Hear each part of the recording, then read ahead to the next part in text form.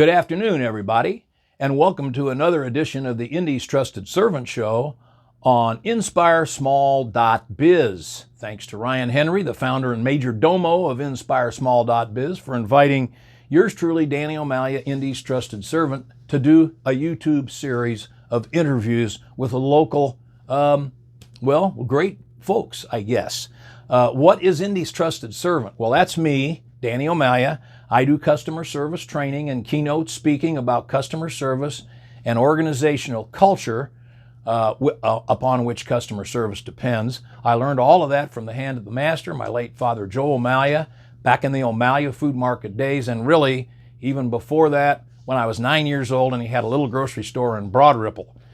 So he was breaking a lot of child labor laws back then, but I learned a lot. What's the Indy's Trusted? Oh, if you're interested in learning more about my customer service training programs and keynoting, give me a call at 317-413-9062. What's the Indy's Trusted Servant Show? I like to describe it as lively, local, small biz and community talk where you can feel the pulse of Indy. And today I've got two guests from the O'Connor House up in Carmel. And the O'Connor House is a wonderful place you're going to learn all about. And my first guest is Kris Bussick, a member of the Druding family of Our Lady of Mount Carmel Parish. And her parents were longtime friends of ours going back 40-some years when she was a little girl. And she is a co-founder of the O'Connor House, and we're about to learn about that wonderful mission. Kris, welcome to the show. Thank you for having me. Well, tell us a little bit about yourself and your background and how you got to found the O'Connor House and why. Okay.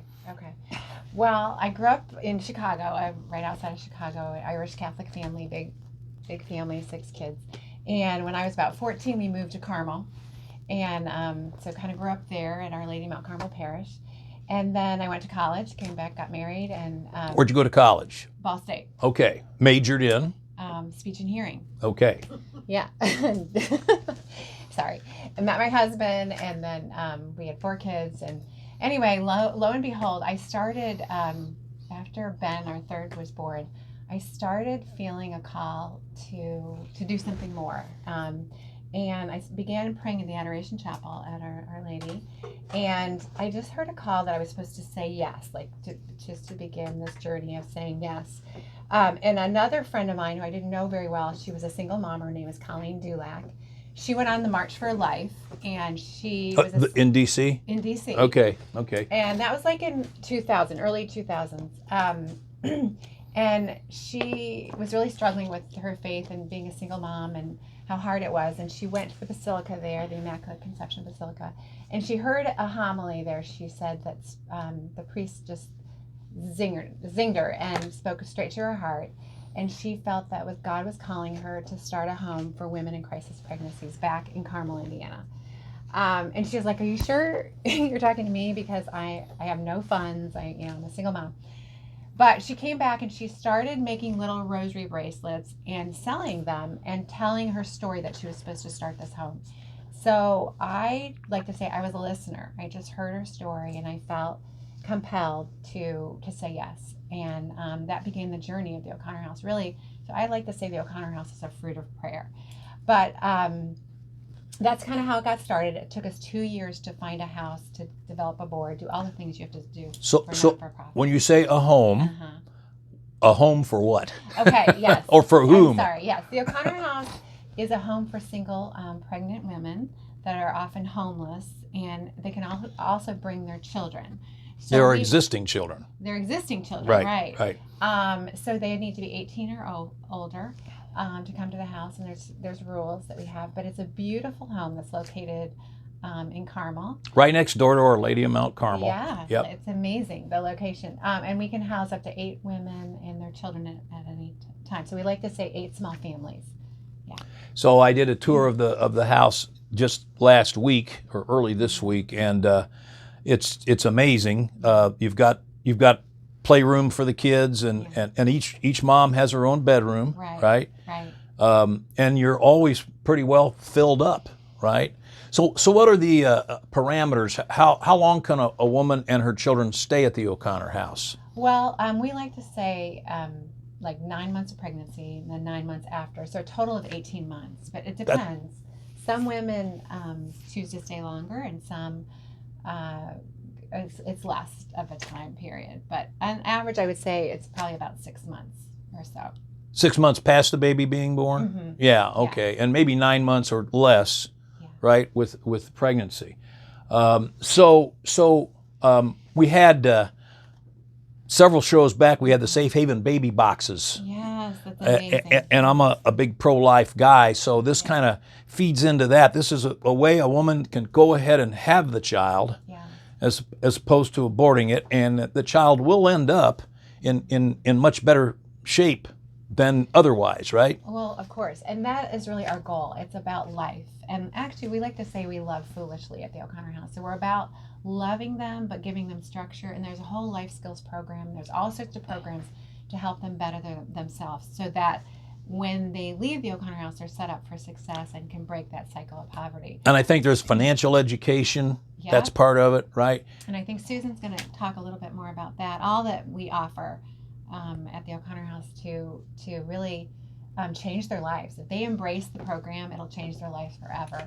But also, we love the fact that the children grow up there. So the first year of life, we know, is so important.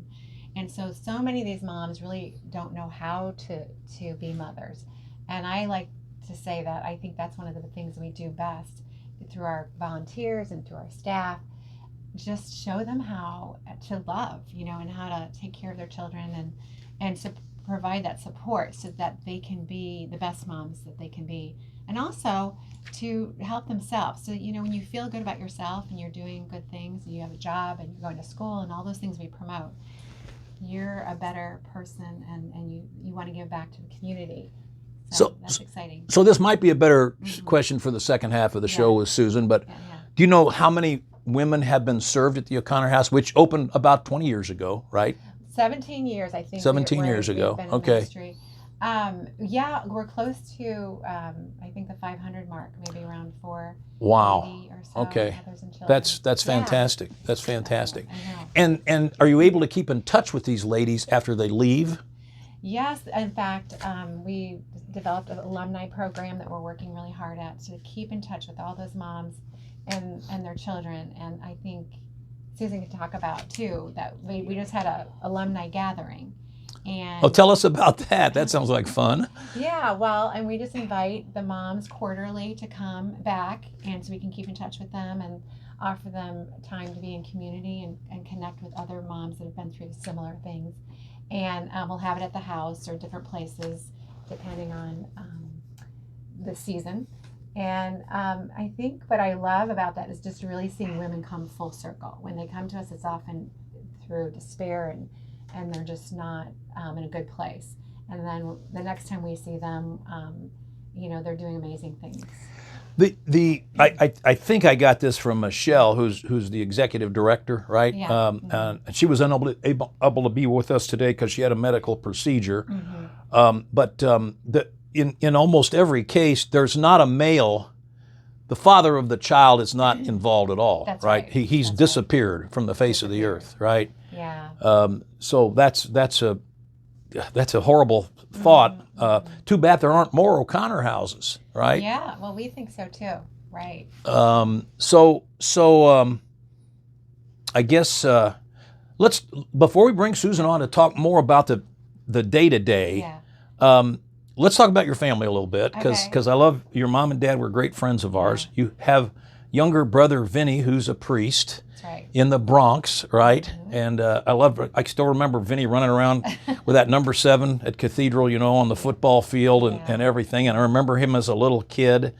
And your sister, but you had some tragedy in your family, right? We did. Tell us about the brother you lost up in Chicago, and then what happened with your folks. And before that, one of the greatest things that I ever did with my wife was we were invited to Vinny's ordination at St. Patrick's Cathedral in New York. What an event that was, and what a joyous time that was. But you had some sadness after that, and you had sadness a long time before that. Tell us about that real quickly. Well,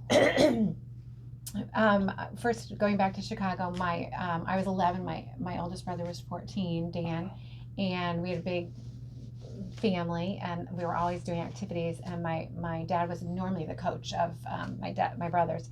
Anyway, one day on a spring morning, my two brothers went to the field. My parents were getting ready for my brother Dan's graduation party, and they were going to play baseball, and it started to rain, and my brother Dan ran under a tree, and he was struck by lightning and died instantly. And that was on his graduation party day. He was supposed to be going to attend. I didn't know it was graduation party day. Yeah, so that's the only reason my dad wasn't there. And so anyway, that was a tragedy that really affected our family for a long time. But the fruit of that was my dad ended up getting a different job in Carmel, and we moved to Carmel, and my parents got real involved in Our Lady Mount Carmel Parish, and I think that was really healing for them. But also my brother, Father Vincent, now we call him, Vinny, was born after that, after my brother Dan died. He was the only one born after that, right? He was. Yeah. He was a surprise. So we know that God works all these things for good. He does. He does. Yep. So Vinny grew up at Our Lady Mount Carmel Parish, and I think was just like the joy of my parents' life after. I mean, not that we all weren't, but he was special, as you know. And then he went to Cathedral, and then he played ball at Wabash. Right. And he went to the University of Chicago. And long story short, he ended up his first day he got a job out in New York. His first day on the job, he got off the subway, and it was 9/11, and he saw the second plane hit the tower. Looked up, and that really changed his life. He ended up running across the bridge, as many people did, as the towers fell. And then the next day, he decided to volunteer on Ground Zero. So he went to Ground Zero and became like the fire chief's right-hand man. But what he was doing was pillaging and going into like shops and stores and just bringing the firefighters and all the first responders food and water or whatever they needed. And he did that for like 4 days and really didn't sleep much. And on the fourth or fifth day, it was Sunday, and he realized he had missed Mass, and he saw a priest, and a lot of the priests were on the pile also giving last rites and just helping the firefighters. And he asked the priest, one of the priests, he said, "Hey, Father, I think I missed Mass." And he said, "You did, but would you like communion?" And so he said yes. And so he took communion on the pile. And he said at that moment, it was life-changing. And he just felt that Jesus came to him. He went on a park bench, fell asleep. And he had this intense dream that he was going to change his life. He was either going to get married or become a priest. And, well, the rest is history. He ended up became going a to priest. St. Joseph Seminary in New York and stayed there. And then in 2009, he was ordained at St. Patrick's Cathedral. It was one of the best parties I've ever been to. It really was. It was such a party. wonderful event. But subsequent to that, real quickly, you lost your mom suddenly, and then talk about your dad and your other brother. So 6 months later, after my brother became a priest, which was like the highlight of, I would say, my parents' life. I mean, it was just so much fun to watch them. And all of us kids, 6 kids, were doing well, or 5 at that point. And so anyway, my mom was really healthy, but she died unexpectedly, and we're not sure, but it was sudden death, either a heart attack or stroke. And as you can imagine, that was just it took the wind out of our sails, and we were so sad and full of grief. But my brother did the funeral and did an amazing job, and my mom and him were very close. It was heartbreaking. But then 2 months later, my dad and brother would die in a tragedy at an accident. And so it was a time of great loss, and he would come back and do that. That was a double funeral. So I can smile now because I've seen the fruits of that, and that our family really came together, and we believe that this life on earth is not it. We know that we'll see them again, God willing, in heaven. So as I know, I'll see my daughter whom we lost in heaven, course. And I'll see your mom and dad again too. Yeah. So with all of that, thanks for sharing that. Of course. We're going to take a quick break, and Kris is going to hand it off to Susan Barrett, who is working at the O'Connor House now. We're going to talk more specifically about the fundraiser that's coming up and what's going on at the O'Connor House. So we'll be back with you in just a second. We're back on the Indy's Trusted Servant Show and talking about the O'Connor House up in Carmel. And now we have Susan Barrett, who is the House director. House director of the O'Connor House, to talk more specifically about what's going on now and the big fundraiser that they're going to have real soon. But before we do that, tell us about yourself a little bit and how you got to the O'Connor House. I just love that story. Well, I am the house director, like you said, and I've been involved with the O'Connor House almost since the beginning, on a different way than Kris has. But my husband started mowing the lawn for the O'Connor House. Just doing a little volunteer work. Volunteer work. We both have always felt called to the pro-life mission. So that's kind of how he got started. He came home and said, you know, I think we all should get involved with this. We have 5 children. This would be great for our kids. We started on a volunteer basis. And then Kris's husband, Bill, and my husband are good friends. Kris and Bill pulled Joe in to the board of directors. Okay, got it. He then became the board president. And I was involved for a short while, but I also was at home with the 5 kids. So he would attend the board meetings, and he would come home and share all about what was going on at the house. And I always had my 2 cents because my background is in education, and I taught school. And I always would say, just do this, it will help. And he'd be like, why don't you get involved? And so then after he left the board, I got a call from then the house, the executive director at the time. Hey, I'd like to pull you in. I'd like some help with the bookkeeping, which was so not my background. And I said, sure. And then we talked, and she said, I really feel like you would be a great house director. So with my background in education and the 5 kiddos and my passion, our passion for the pro-life mission, that's how I kind of got started. And 8 years later, I've been... For 8 years, you've been the house director. Now, so where are you from? Where'd you grow up? I grew up in Fort Wayne, Indiana. Yep. I went to Bishop Luers High School. I went to college at Marian University, where I met... That's where you met your husband? That's where I met my husband. And he's from where? And he's from Alexandria, a small town just north. So you're a Luers graduate. Yeah, the Saints, right? Knights. The Knights. Oh, Dwangers the Saints. That's right. Shame. And he's an Alexandria Tiger? He is. Okay, all right. Okay. Yeah. He went to St. Mary's grade school. One of seven kids. I'm old enough to remember St. Mary's High School in Anderson. Not many people are, but I am. So we met at Marian, and then kind of after we both graduated, we have lived in Indianapolis, except for a little short stint in Columbus, Ohio. We're back here, and we've raised our 5 kids here. You live in Carmel? We've lived in Carmel for about 20 years. Okay, so now we got up to date on the O'Connor House and how you got there. So talk to us. Let's talk about the fundraiser, which is coming up post haste here. So the fundraiser is always awesome. We try every year to keep it fresh and new and different ideas. But this year, our fundraiser is on March 4th. It starts at 5:30, and we are going to have a wine sommelier and some jazz music. And so that's something different that I think everybody might enjoy. We always have a video that we share about what we do. So one of our residents usually speaks on her experience at the O'Connor House, and we're also going to have her come and share a little bit as well. But it's always do they bring the kids with them? Sometimes. Yeah. And actually she might. That would be good. Yeah. That would be good. Yeah. So the fundraiser is March 4th, so it's coming up in a week. So we gotta be quick with all of this. Yes. When and where and how would you attend the fundraiser? So it's at the Renaissance in Carmel. Renaissance Hotel. I would say go to our website and my information. You can get a hold of me, I would email through the website, and I believe you can get tickets through that. What's the website?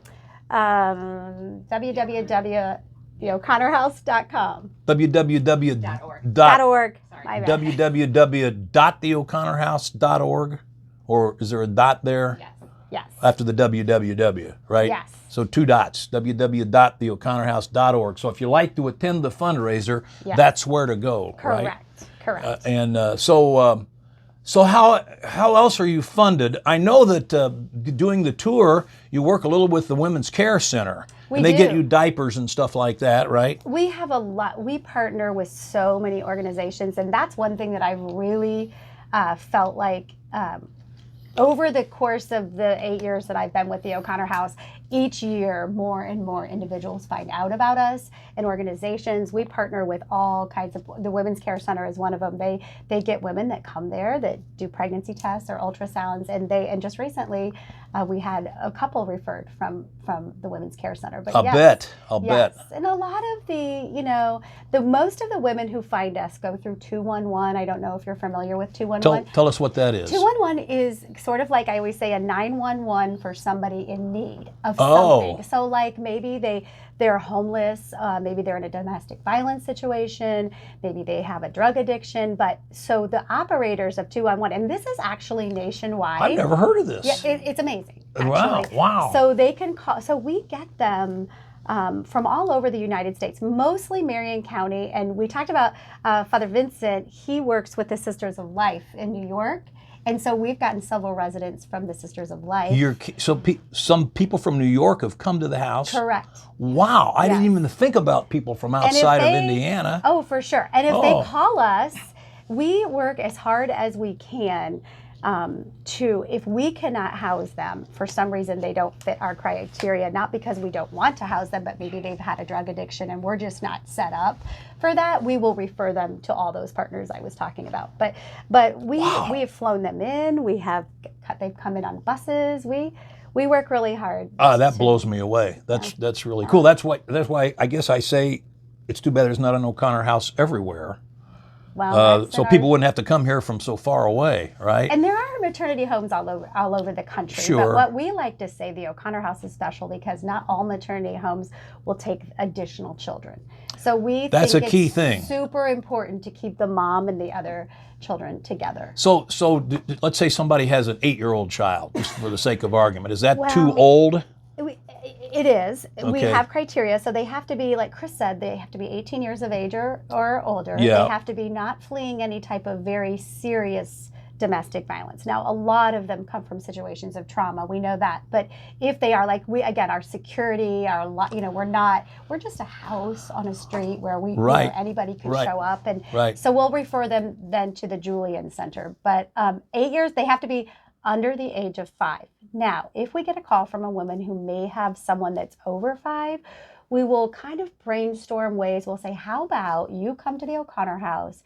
We partner with an organization called Safe Families. And this is just an example. They could maybe have a family member that could take their 8-year-old temporarily while they get themselves and have their baby. Or there's Safe Families is amazing. And they have individual families that are willing to take these children temporarily, and we can set up visits, and they can, so while the mom is able to have the baby. It's amazing how many organizations, women's care centers, et cetera, are on the periphery of what you do, and you're on the periphery of what they do. And we partner, and they refer to us, we refer to them. There's so many amazing organizations out there. So your fundraiser now, of course, last year was COVID. We did do a virtual one. You did a virtual one. 2 years ago, did you have the fundraiser as usual? Right before COVID really blew up. Yes. Right. So how did the virtual one do? Actually, it did really well. I was surprised. I'm a big Cathedral High School guy. We have the Shamrock-tion. We were all nervous about doing a virtual one. We did just as well as we always did. Well, I was shocked. Same. That's great. I think you have people that love your mission and we've built, Michelle does an amazing job. And prior to that, Kris and a lot of people before have built lifelong relationships, and people just love what we do and support us. So it's Renaissance Hotel. Have you had it at the Renaissance before? Beautiful hotel, by the way. If you've never been there, it's just gorgeous. How many people attend? I think, right now we have about 200 that have registered. Our supporters are generally late registrants. I mean, they'll wait till the last minute. Surprise. You know how that goes. So we're actually hoping for a lot more than that. Michelle and we have a couple staff members that work on that piece of it, the event planning. I'm more with the moms in the house, but we attend leadership meetings. But they said they're at, I think, almost close to 200, and we're expecting probably close to 300, I would say. Is 300 what you've had in the past? Pretty much. It varies, but yes. So what's your goal? What's your budget goal to raise at this event? That's a good question. You don't know. Okay. I mean, That's okay. At least 100,000, I would say. Okay, great. But Now, do you have any other fundraisers? Thank you. I was just going to say, yes, we do. One thing, I will just brag about this for a second. My oldest daughter attended Marian University. She's now a middle school teacher on the south side of Indianapolis. She started as a part of her, she was a San Damiano scholar, and you have to do a project when you're in your junior year. And her project, she wanted to do it for the O'Connor House, and she organized and started a run. And it's called the Baby on the Way 5K. I like that. I like that. So Katie and Kris's daughter, Katie, kind of worked on it together. Katie Bussick did a little, made the T-shirts, and Katie Barrett planned. And then now we had it for several years in a row, and now Michelle so graciously brought it back. And that, we did really well. And we are going to have that again at Guerin Catholic High School. And when is this? This is September 23rd, Okay. Kris. Oh, wow. That, You're asking me some questions. So we're up against the deadline on your fundraiser now, and then we're way early on the other fundraiser. Exactly right. That's okay. But we're always, Michelle and Kris and everybody on our team is always thinking about new and fun ways we can get people together. And what I love about the Baby on the Way, I think, is it's a family thing that people can bring their children, as opposed to the Renaissance is a blast, but it's an adult thing. So it's kind of nice to have the kiddos there and involved and be a part of that and kind of get them involved in the pro-life. That's fantastic. Well, I think what you guys are doing is just tremendous, and it's 8 women at a time doesn't sound like much, but when you say you've served over 400 women, now that's sounding like really something. And you're not just serving the women and their children, you're serving their family, and you're serving the community by hopefully getting a newborn off to a decent start, which is awfully important. So it's been great having you guys on the show, and I wish you luck with the fundraiser. I know we don't have a lot of time, but give us that website again in case somebody can attend the fundraiser on March 4th at the Renaissance. www.theoconnorhouse.org. So Kris Bussick, Susan Barrett of the O'Connor House, thanks for being our guest today. Next week, my guest will be Lisa Rollings of the Central Indiana Police Foundation. You're going to find out all about their life-saving kits that they've given to, I think over 450 policemen in the Central Indiana area, and it might even be more than that. I'm not sure. So listen to watch the Indy's Trusted Servant Show on InspireSmall.biz every Monday at 3 o'clock. A new episode goes up. See y'all then.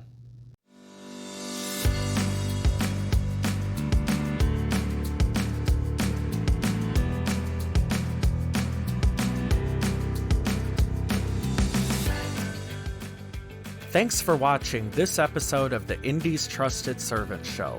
If you liked this episode, be sure to like, share, and subscribe for more updates. The Indy's Trusted Servant Show is produced by InspireSmall.biz in Indianapolis, Indiana. For more episodes of the Indy's Trusted Servant Show, visit www.inspiresmall.biz/Indy's Trusted Servant. Thanks for watching.